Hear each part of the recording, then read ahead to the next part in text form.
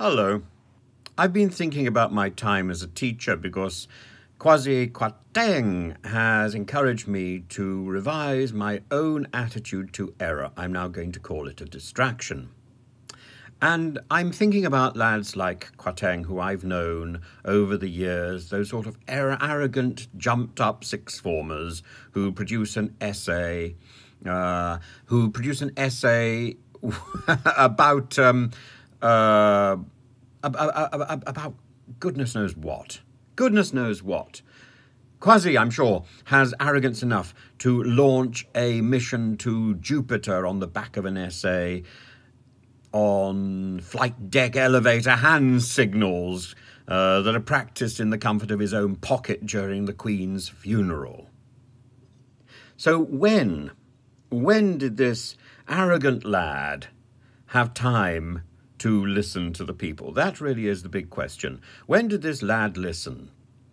Has he ever listened to anybody? Has he listened to people in number 11, people who are supposed to give him advice? No, he sacked his main advisor the moment he walked in the door, and I'm sure he's ignored the rest. He certainly sidelined the OBR. Listen to the people. When? When? Not the Prime Minister, because the Prime Minister has no advice. The Prime Minister simply parrots what she's told, and not very well. She follows somebody else's script. I don't know who writes her scripts, but certainly she doesn't.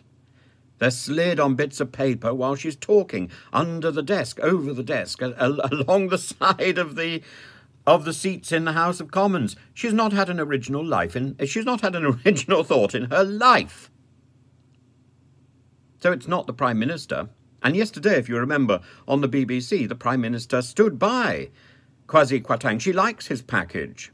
She wasn't questioning anything yesterday. She was endorsing it yesterday. So what made her change her mind? Some PR person, somebody who slid her another slogan? I don't know. So who has Kwasi actually been talking to? That is the question. Has he possibly got advice from his hedge fund friends in another champagne party? Who knows? I would like to know what made Kwasi change his mind, because it's not going to rescue him. You have to hand it to Kwasi. He's certainly got these broad hand gestures himself that suggest confidence, that command the room. But he's not in control. And I imagine that by the end of the week, he will be out of a job. He may take the Prime Minister with him. That would be a relief for us all. But who would replace her? Therese Coffey. I don't know whether that's a positive. There aren't very many people in the present cabinet with sense. There's very few people in the present cabinet who can control their hands. Chris Heaton-Harris is a possibility. In fact, my list of names stops at him. But he's doing a very good job in Northern Ireland, and he should be allowed to continue doing that. We need to sort out the Northern Ireland problem. It was dragged into chaos by the previous government, and we need to repair some of that damage.